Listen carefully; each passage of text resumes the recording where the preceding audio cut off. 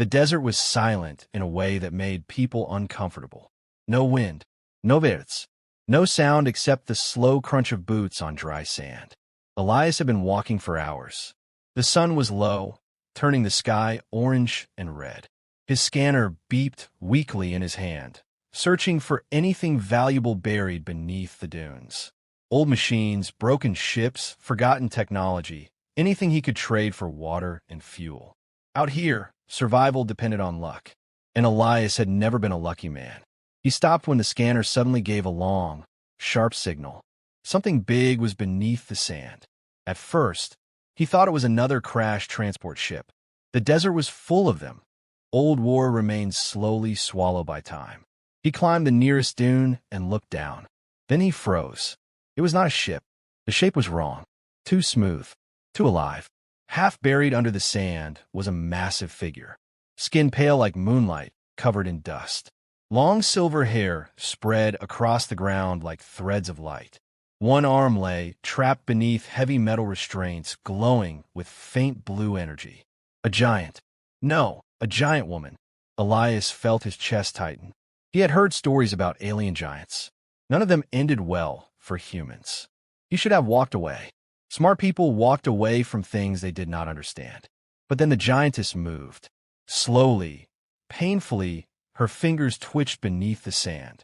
A weak breath escaped her lips. She was alive. Elias stepped closer, every instinct warning him to stop. Strange metal pillars surrounded her body, each covered in symbols he could not read. The air around them hummed softly, like power still running after many years. Restraints. Someone had chained her here. And people did not chain something this large without a reason. He turned to leave. That was when one enormous eye opened. It focused on him immediately. Elias felt very small under that gaze. He expected anger, hunger, violence. Instead, he saw fear. Her lips moved slowly, dry and cracked. Water. The word came out broken, almost forgotten. Elias hesitated. He remembered nights when he himself had begged strangers for help and received none. The desert did not forgive weakness. Neither did people. He sighed and took out his canteen. Carefully, he climbed closer and poured a small amount of water near her lips. She drank slowly, as if afraid it would disappear.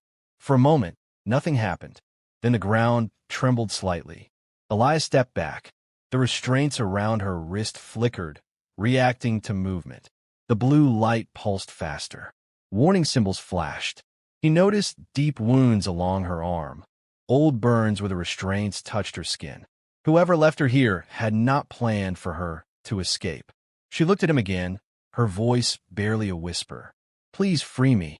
Elias stared at the glowing chains. His mind raced. This was wrong. Everything about this felt wrong. If she was dangerous, freeing her could kill him. If she was innocent, leaving her here meant certain death. The desert wind finally returned, blowing sand across the metal pillars. One of them sparked weakly. The system was failing. She would not survive much longer. Elias cursed under his breath. He moved closer to the nearest restraint control. The interface was old, damaged, but simple enough. One power line still worked. He told himself he would only loosen it, just enough for her to move.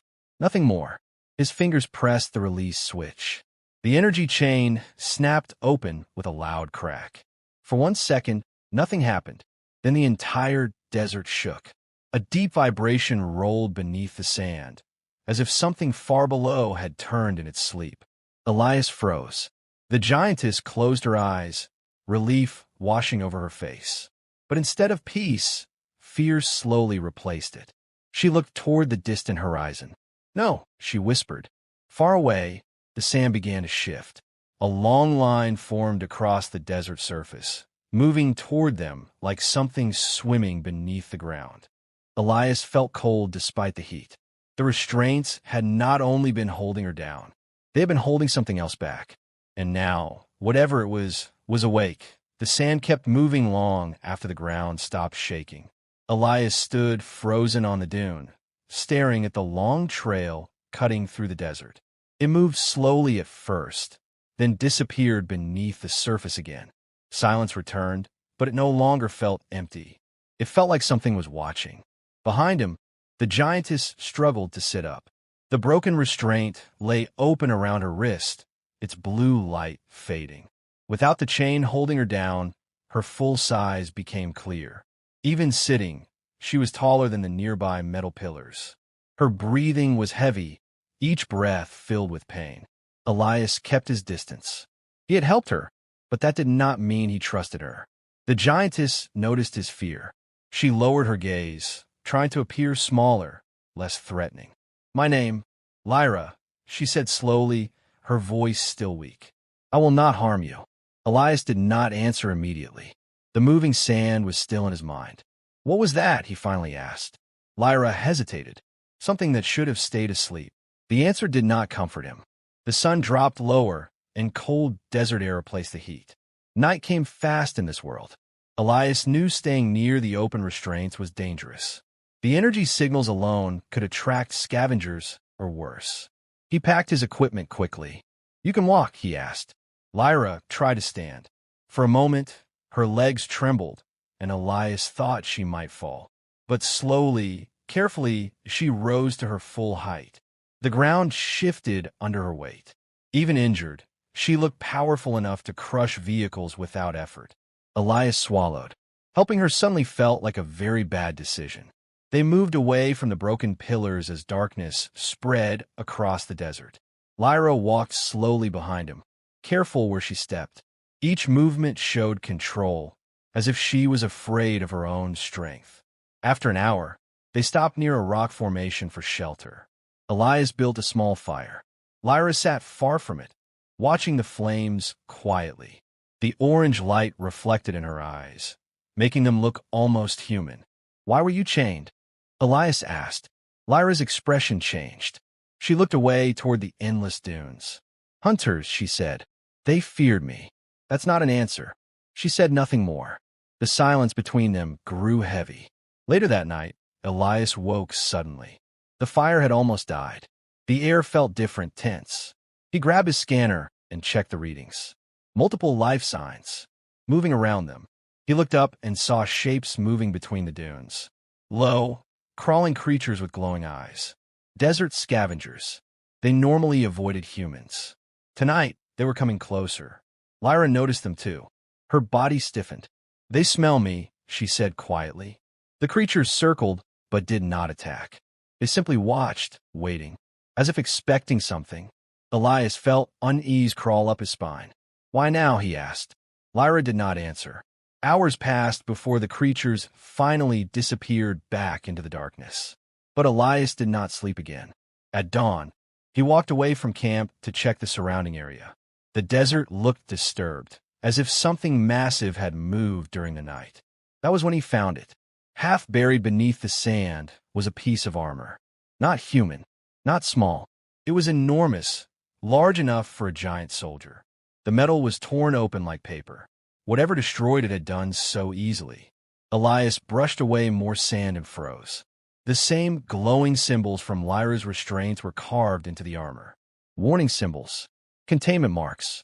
Not prison marks. He slowly returned to camp. Lyra stood alone, facing the rising sun. She looked peaceful, but her hands were clenched tightly. "You knew," Elias said. She did not turn around. "I told you," she replied softly. "I should not be free." Before Elias could respond, he heard her whisper something under her breath. Words in a language he did not understand. An apology. Not to him. To someone, or something, far away. And in the distance, deep beneath the sand, the ground trembled again. The desert felt different after that morning. The wind grew stronger, carrying sand across the dunes in long, restless waves. Elias could not explain it, but the planet no longer felt empty. It felt awake. Lyra walked ahead of him now, slower than before. Her injuries were healing, but something else had changed. She spoke less. Her eyes constantly searched the horizon, as if expecting danger at any moment. Elias kept thinking about the armor he had found. Containment symbols, not prison marks. That meant the chains were never meant to punish her. They were meant to protect others, or protect her from herself. By midday, the heat became unbearable. They stopped near the shadow of a broken rock formation. Elias checked his supplies while Lyra remained standing, watching the desert in silence. "You knew what those chains were for," Elias finally said. Lyra did not answer immediately. For a long time, only the wind spoke between them. "Yes," she said at last. Elias felt anger rise in his chest. "Then why ask me to free you?" Her shoulders lowered slightly. For the first time, she looked tired instead of strong. "Because I was afraid," she admitted. "Afraid of dying there. Afraid of being alone." The honesty caught him off guard. Lyra slowly sat down, careful not to shake the ground too much. "My people are not welcome in many systems," she continued. "We are strong, too strong. When we are injured or afraid, we lose control." Elias remembered the destroyed armor buried in the sand. "You mean you become dangerous?" Lyra nodded. "There was an accident," she said quietly. "A long time ago. I hurt people. I did not want to, but it happened." Her hands tightened into fists. "The hunters found me after that. I asked them to restrain me until I healed." Elias stared at her, trying to understand. She had not been captured. She had surrendered. Before he could speak again, the ground suddenly shook. This time it was stronger. Sand slid down the nearby rocks as a deep roar echoed beneath the surface. Something massive was moving below them. The desert predator had returned. A huge shape burst from the sand nearby. A creature made of armored plates and massive jaws, larger than any transport vehicle. Its body moved like a serpent, eyes glowing with hunger. Elias stumbled backward, reaching for his weapon. He knew it would do nothing. Lyra moved instantly. Despite her injuries, she stepped between Elias and the creature. Her movements became faster, sharper. The air around her seemed to change. The creature attacked. Lyra caught its jaws with both hands. The impact shook the ground. With terrifying strength, she forced it aside, slamming it into the sand. For a moment, Elias felt relief. Then he saw her face. Her eyes were no longer calm. The soft glow inside them had turned bright and violent. Her breathing grew heavy, uneven. Each movement became more brutal than necessary. The creature tried to escape, but Lyra crushed it without hesitation. Sand exploded into the air. The fight ended quickly. Too quickly. But Lyra did not stop. She stood there, chest rising and falling rapidly, staring at the dead creature as if she did not recognize what she had done. "Lyra," Elias said carefully. She did not respond. He took one step closer. Her hand moved suddenly, striking the ground beside him. The impact sent him falling backward.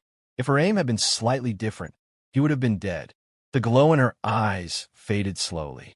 Lyra looked down at him, horror filling her expression. "I told you," she whispered, her voice shaking. "I told you this would happen." She stepped away from him immediately, putting distance between them as if afraid to come closer again. "I lose control when I fight," she said. "When I feel fear or anger." Elias pushed himself up, heart racing. Now he understood why the hunters used chains strong enough to hold a giant, and why they marked them as warnings. Before either of them could speak again, a distant sound echoed across the sky. Engines. Both of them looked up. Small lights appeared far above the clouds, ships descending toward the desert. Lyra's face went pale. "They found me," she said quietly. Elias followed her gaze, a cold realization settling in his chest. The hunters were coming back, and this time they would not come to capture her. The ships grew larger as they descended through the dusty sky. Their engines roared across the desert, breaking the silence completely. Sand lifted into the air as 3 hunter vessels circled above, scanning the ground below. Bright searchlights swept across the dunes until they stopped on Lyra. Elias felt his stomach tighten. They had found her too quickly. Lyra did not move.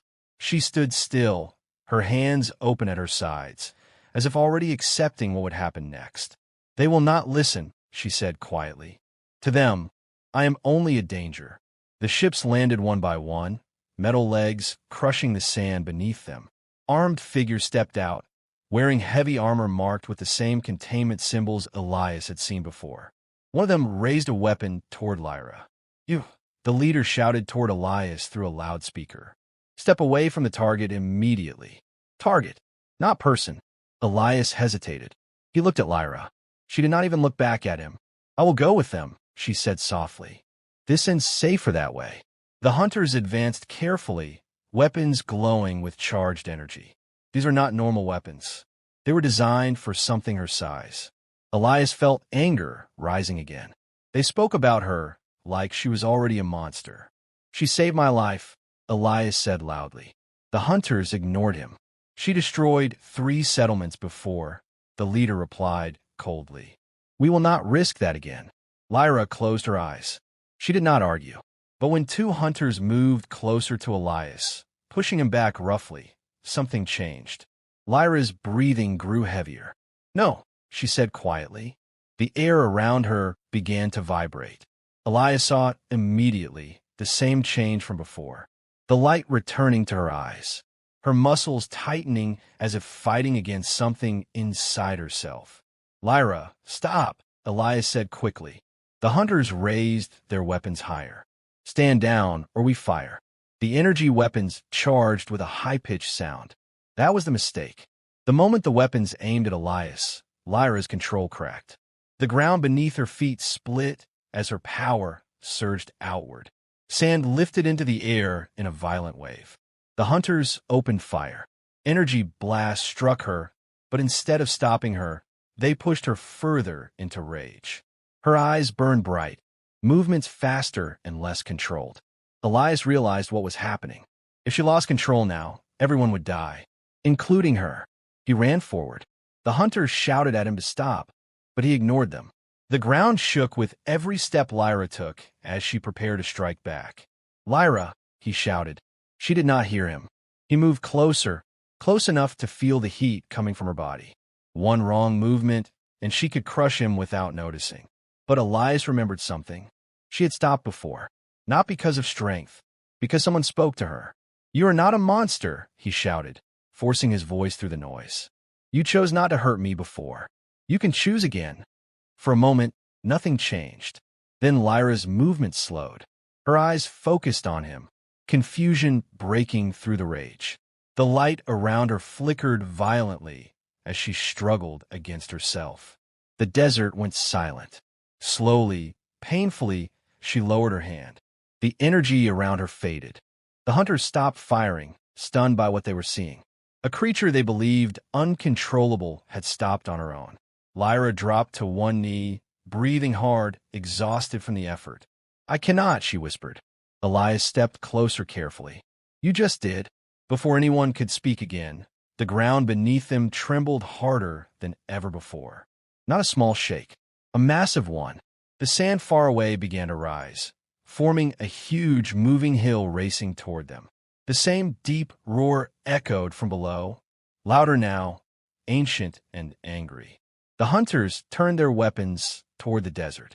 What is that? One of them said. Lyra's face filled with dread. It followed me, she said quietly. The sand exploded upward. A gigantic shape began to rise from beneath the desert, larger than anything Elias had ever seen. Plates of stone-like armor, glowing cracks of energy between them, and a mouth wide enough to swallow vehicles whole. The ancient desert creature had awakened, and this time it was not hunting Lyra. It was hunting everything. The desert exploded as the creature rose fully from the sand. It was enormous, larger than the hunter ships. Its body stretched across the dunes like a living mountain, covered in armored plates, cracked with glowing energy. Each movement shook the ground, sending waves of sand rolling outward. The hunters opened fire immediately. Energy blasts struck the creature's armor, but the attacks barely slowed it.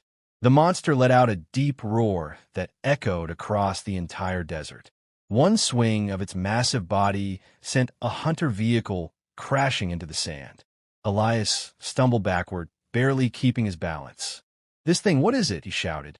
Lyra stared at the creature, fear and understanding mixing in her eyes. It is why I was chained here, she said quietly. The truth hit Elias at once. You weren't the danger, he said. I was the bait, Lyra replied. Long ago, her presence had kept the creature asleep beneath the sand. The restraints did not only hold her, They kept her energy contained. Hidden.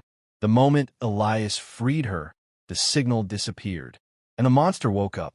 Another hunter ship exploded as the creature struck it from below. The remaining hunters retreated, their weapons useless against something this large. Panic spread quickly. "We need to leave," one of them shouted, but there was nowhere to run. The creature moved too fast beneath the sand, circling them like prey. Lyra slowly stood, despite her injuries. "I must stop it," she said. Elias looked at her. "You can't fight that alone." "I must," she answered. "This is my mistake." Elias shook his head. "No, I freed you." Lyra looked at him for a moment, surprised by his words. Then she turned toward the approaching monster. The creature burst from the sand again, jaws open wide. Lyra ran forward to meet it. The impact between them sounded like thunder. Sand filled the air as strength collided with strength. At first, Lyra fought with control. She dodged, pushed, and redirected the creature's attacks away from the hunters and Elias. But the longer the fight continued, the more exhausted she became. The glow in her eyes began to change again. Elias felt fear rise in his chest. If she lost control now, the desert would not survive the battle. "Lyra," he shouted, running closer despite the danger. She slammed the creature into the ground, but her movements were becoming wild again. Rage was returning, feeding on pain and exhaustion. The creature roared, wrapping its massive body around her, trying to crush her. Elias forced himself closer. "Listen to me," he shouted. "You don't need rage to win. You already proved that." For a second, her eyes found him through the chaos. Not anger, not fear, recognition. Lyra took a slow breath. The violent glow faded, replaced by focus. Instead of fighting harder, she changed her movement. She waited, watched. Then at the right moment, she used the creature's own weight against it, forcing it onto its back. The ground shook as the monster crashed down. With one final strike, she drove it deep into the sand where it stopped moving. The glowing cracks along its body faded slowly until the desert became silent again. The battle was over. Lyra collapsed to her knees, breathing heavily. Her strength was gone. The surviving hunters approached slowly, weapons lowered now. They looked at her differently, not as a monster, but as something that had just saved them all. Elias walked toward her. "You did it," he said quietly. Lyra shook her head weakly. "No, we did." Rescue ships arrived hours later, responding to the hunters' distress signal. Medical teams surrounded Lyra, treating her injuries carefully. This time, no chains were brought. Before leaving, Lyra looked down at Elias one last time. "You think freeing me was a mistake," she said softly. Elias smiled tiredly. "I almost died 3 times. So maybe." She smiled faintly in return. "It was a mistake," she said, "until you chose to stay." Her ship lifted into the sky, disappearing beyond clouds. Elias remained in the desert long after the sound of engines faded. The dunes slowly returned to silence, as if nothing had happened. But he knew the truth. Sometimes a mistake did not destroy everything. Sometimes it changed everything instead.